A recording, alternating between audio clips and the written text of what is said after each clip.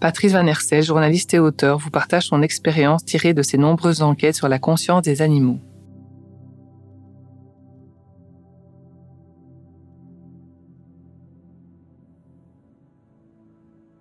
Comment vous pensez que les animaux ont la conscience de ce qui est en train de se passer, en fait ?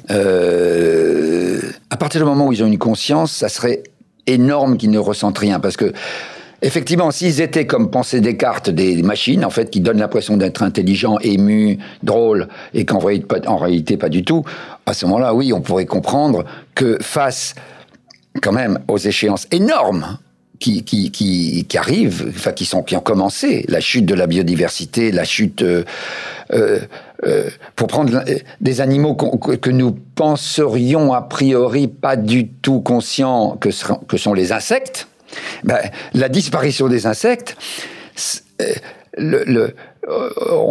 on sait que que ce soit des insectes individuels par exemple ou des insectes collectifs comme des abeilles ou des fourmis ont une intelligence tout à fait remarquable. Maintenant, quelle conscience ont-ils de nous humains, qui éventuellement les éliminons? C'est un peu pas évident, même si ce que démontre, alors là, pour le coup, des expériences tout à fait scientifiques, c'est que tout est relié. Tout est relié. Il y a un livre récent qui vient de Jocelyn Morisson et Romuald Le Terrier qui vient de paraître, qui est très intéressant sur le fait que tout se relie. Et vous connaissez cette expérience terrible. Elle est méchante. On met dans une pièce un dispositif qui contient un poisson vivant, et à un moment donné, aléatoire, pour que ça soit très scientifique, le malheureux poisson va être projeté, ou plutôt va tomber dans une bouilloire et va être tué net, ébouillanté. Dans une pièce voisine, on branche des électrodes sur une plante. Les plantes les plus sensibles sont les plus anciennes, peut-être une fougère, mais ça peut être toute autre plante. Au moment, à la seconde, ça c'est totalement prouvé, à la seconde où le poisson est ébouillanté, la plante a une décharge, alors qu'on pourrait prendre pour un cri, mais les spécialistes de la question vous diront, c'est pas forcément un cri, et c'est peut-être même pas une douleur, mais ça y ressemble. C'est comme si le vivant, d'une manière générale, alors c'est quoi le vivant mais est-ce que ça va pas au-delà même? Parce que le vivant, c'est quoi? C'est l'ADN. Donc on a ceci en commun avec les bactéries. Le vivant, mais peut-être même au-delà, est relié. Et que la mort d'un poisson fait, entre guillemets, pousser un cri à une plante dans la pièce voisine. Comment ne pourrait-on pas projeter ce même processus à l'échelle globale des milliers d'espèces qui meurent, des milliers d'individus et des milliards d'individus plutôt, et des milliers d'espèces qui meurent en ce moment. C'est-à-dire que nous découvrons un peu la Lune, parce que les peuples premiers, mais ça, quand vous en discutez, il se trouve que ceux que j'ai suivis le plus, parce que j'ai été l'éditeur d'Éric Julien, j'ai suivi les Kogi de Colombie, mais ils vous regardent en se demandant si on n'est pas complètement débile. C'est-à-dire que, parce que vous ne le saviez pas, ça? Parce que vous n'entendez plus rien. Et effectivement, tout se passe comme si... Et il y a aussi un philosophe allemand qui s'appelle Hartmut Rosa, très très intéressant, qui le dit dans ses livres Accélération, Résonance, et aussi Rendre le monde indisponible, qui dit, mais les peuples premiers nous disent, mais vous êtes devenus sourds parce que vous n'entendez plus, mais quasiment au sens propre. Au sens propre. Vous n'entendez plus le monde. Alors vous êtes très très très intelligent. Vous fabriquez des ordinateurs ou même simplement des avions. C'est quand même prodigieux. Monter dans un avion, pour les Mamou Kogi, la première fois que Éric Julien raconte ça, il dit, mais vous n'entendez plus. Alors vous n'entendez plus vous n'entendez plus les animaux. Vous n'entendez plus les plantes. Si vous poussez encore plus loin,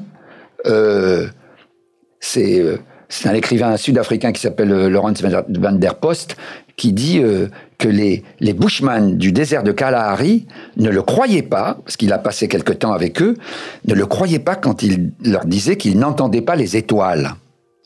Qu'il disait, tu nous fais marcher, etc. Puis non, au bout d'un moment, il s'aperçoit, non, le mec n'entend carrément pas les étoiles, le pauvre. Oh, qu'est-ce qu'il a, c'est un handicapé lourd. Entendre les étoiles. Donc, entendre le monde d'une manière générale. Donc peut-être que les questions que nous nous posons avec beaucoup de sérieux et en disant est-ce qu'on pourrait pas vérifier scientifiquement si une plante ressent quelque chose quand un poisson meurt brusquement dans la pièce voisine, est-ce que ça ne signifie pas non mais attendez, vous voulez rire? Évidemment, le vivant est relié.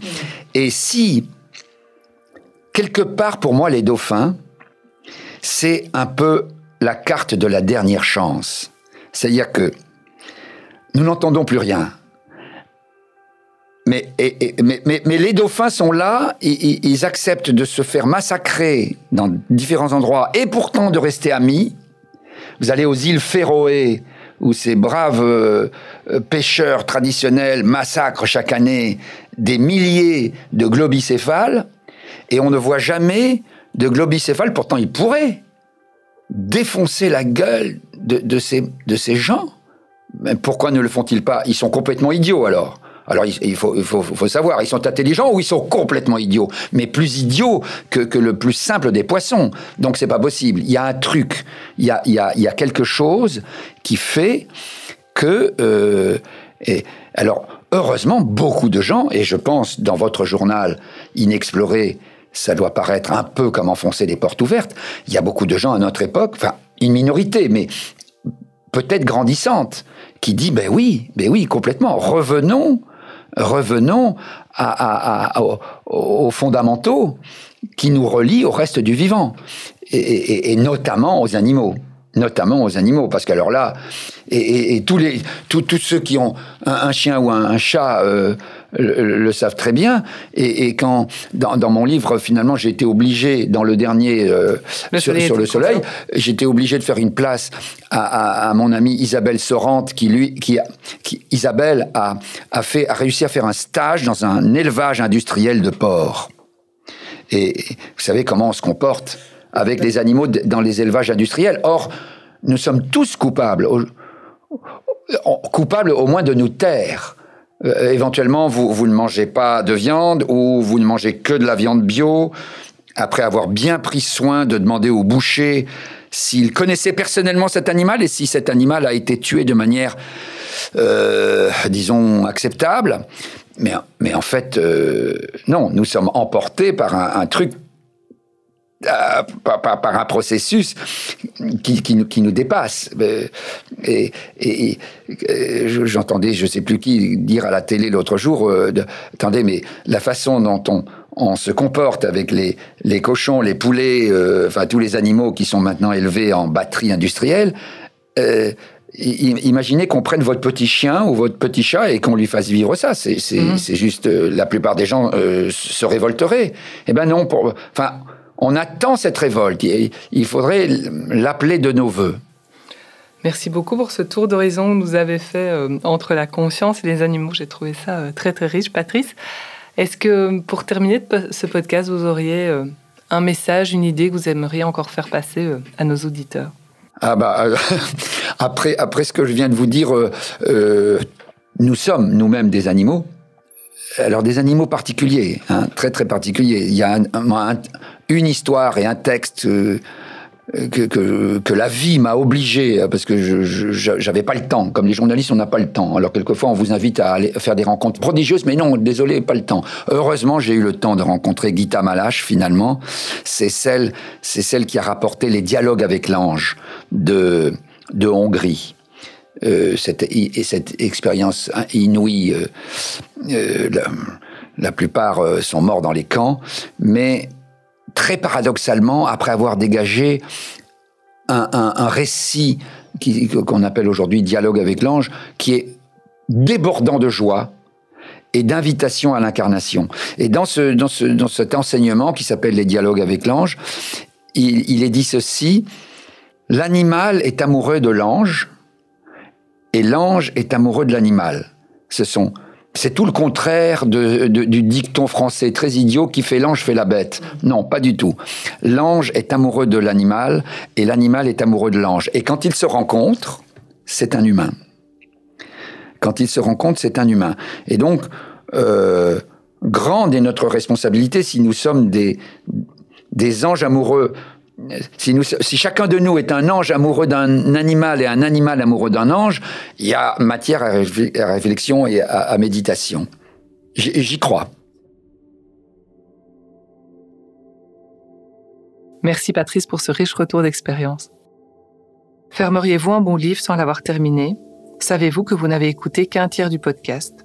Si vous souhaitez en apprendre davantage sur les pouvoirs extraordinaires de nos animaux domestiques, abonnez-vous sans plus tarder à Inexploré Digital.